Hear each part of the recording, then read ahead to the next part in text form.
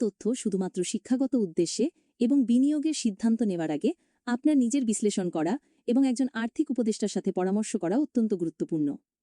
শুক্রবারের নিফটি তার বর্তমান মূল্য অর্থাৎ ফেব্রুয়ারি ২৭ তারিখে ২০২৬-এ ক্লোজ হয়েছে প্রায় ২৫,১৭৮.৬৫ কাছাকাছি। শুক্রবারে নিফটি ১ ঘন্টার চার্টে নিফটি তার গুরুত্বপূর্ণ সাপোর্ট ব্রেক করে নিচে নেমেছে। বর্তমানে এটি একটি lower high lower low formation তৈরি করছে। সূচকটি তার ৫০ ও ২০০ পিরিয়ড ইএনএর নিচে ট্রেড করছে, যা বিয়ারিশ ট্রেন্ড নির্দেশ করে। ইন্ডিয়া ভিক্স প্রায় ৫% বৃদ্ধি পেয়ে ১৩.৭০-এর কাছাকাছি পৌঁছেছে। এর মানে হল সোমবার বাজারে অনেক বেশি ওঠানামা দেখা যেতে পারে। বিশেষ করে ২৫,০০০-এর সাইকোলজিক্যাল সাপোর্ট ভাঙলে বড় কোনো পতন আসতে পারে। বর্তমানে অপশন চেইন ডেটা অনুযায়ী ১ ঘন্টা টাইম ফ্রেমে ২৫,০২৫ লেভেলটি অত্যন্ত শক্তিশালী সাপোর্ট জোন হিসেবে কাজ করছে, অর্থাৎ ২৫,০২৫ হল একটি মেক অর ব্রেক লেভেল। অন্যদিকে নিফটি যদি আগামী দিনে নিম্নমুখী গতির পথে শেয়ার মূল্য যদি ২৫,০২৫ অর্থাৎ শক্তিশালী সাপোর্ট ব্রেক করে, তবে ২৪,৭০০-র দিকে যাওয়ার সম্ভাবনা থাকবে। এইবার যদি ডেইলি টাইম ফ্রেমে টেকনিক্যাল অ্যানালিসিস করি ইএমএ ৫০ এবং ইএমএ ২০০ পিরিয়ডের মাধ্যমে, তাহলে লক্ষ্য করবেন বর্তমানে নিফটি মূল্য ২৫,১৭৮.৬৫ দাঁড়িয়ে রয়েছে। লক্ষ্য রাখার বিষয় হল নিফটি বর্তমানে ইএমএ ২০০ প্রায় ২৫,২৫০-এর নিচে বিরাজমান করছে, অর্থাৎ স্ট্রং সাপোর্টের ব্রেকআউট লক্ষ্য করা যাচ্ছে। আগামীকাল অর্থাৎ সোমবার নিফটিতে যদি ইন্ট্রাডেতে ট্রেড প্ল্যান করি, তাহলে ১৫ মিনিট টাইম ফ্রেমে টেকনিক্যাল চার্ট অ্যানালিসিস করলে লক্ষ্য করা যাচ্ছে ২৫,১৮৫ হল দিনের মূল বা কেন্দ্রীয় লেভেল। নিফটি যদি এই ২৫,১৮৫-র উপরে ট্রেড করে, তবে দিনের মেজাজ বুলিশ থাকার সম্ভাবনা বেশি। পক্ষান্তরে যদি নিফটি এই স্তরের নিচে নেমে আসে, তবে বাজার বিয়ারিশ বা দুর্বল হতে পারে।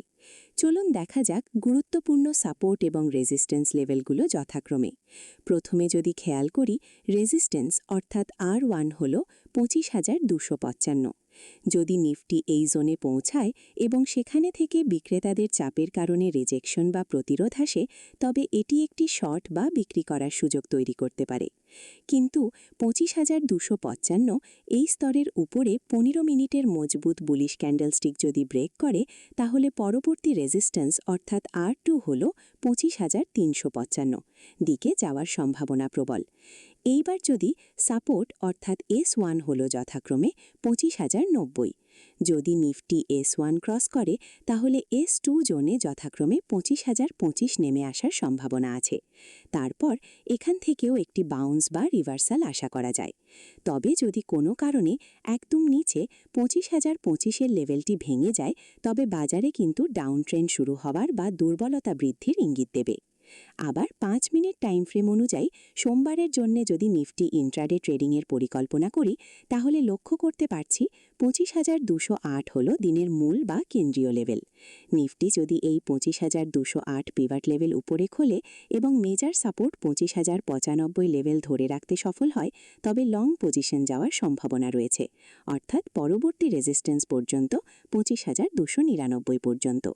আবার নিফটি যদি ২৫,২৯৯ রেজিস্ট্যান্স লেভেলে পৌঁছানোর পর রিজেকশন দেখায় অথবা পিভাট লেভেল ২৫,২০৮-এর নিচে ব্রেক করে, তবে শর্ট পজিশন নেওয়া যেতে পারে, পিভাট লেভেল উপরে স্টপ লস নিয়ে।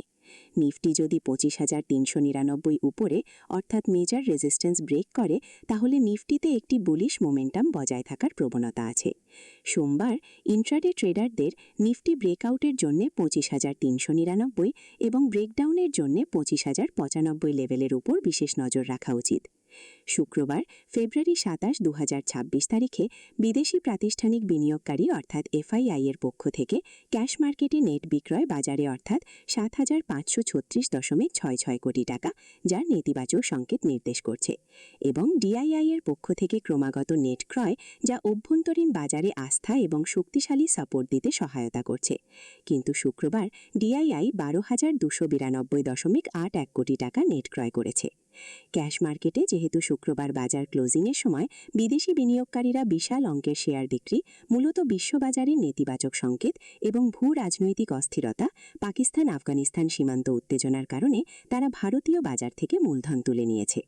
যদি বৈদেশিক বাজার লক্ষ্য করি, শুক্রবারের অর্থাৎ ২৭ ফেব্রুয়ারি মার্কিন বাজারে বিশেষ করে প্রযুক্তি খাতে একটি বড় ধরনের অস্থিরতা দেখা গেছে। জ্যাক ডরসির কোম্পানি ব্লক তাদের অর্ধেক কর্মী ছাঁটাই করার ঘোষণা দেয়। বাজারে আতঙ্ক ছড়িয়ে পড়ে যে এআই প্রযুক্তি কর্মসংস্থান এবং প্রচলিত ব্যবসায়িক মডেলে বড় বিঘ্ন লক্ষ্য করা যাচ্ছে। টেক জায়ান্ট এনভিডিয়া ২% বেশি পড়ায় পুরো সেমিকন্ডাক্টর এবং গ্রোথ স্টকে বিক্রির চাপ বাড়ে। ন্যাসড্যাক সূচকটি তীব্র পতনের শিকার হয়ে ১.১৩%, ২৫৭ পয়েন্ট কমে ২২,৬২০.৮ পয়েন্টে বন্ধ হয়েছে। উল্লেখ্য যে ইন্ট্রাডেতে এটি ৩.৩% পর্যন্ত পড়ার পর কিছুটা রিকভারি দেখায়। তবে সামগ্রিকভাবে প্রযুক্তি খাতের জন্য এটি ছিল একটি ভয়াবহ দিন। অন্যদিকে এমসিএক্স ডিসেম্বর ডেলিভারি সোনার ফিউচার্সের দাম ১০ গ্রাম প্রতি ১,৬০,১৭৭ টাকার কাছাকাছি লেনদেন করছে। মার্কিন যুক্তরাষ্ট্র এবং ইরানের মধ্যে নতুন করে উত্তেজনার আভাস মেলায় বিনিয়োগকারীরা সেফ হ্যাভেন হিসেবে সোনার দিকে ঝুঁকেছেন। আজকের জন্য এই অবধি। সবাই ভালো থাকবেন। নমস্কার।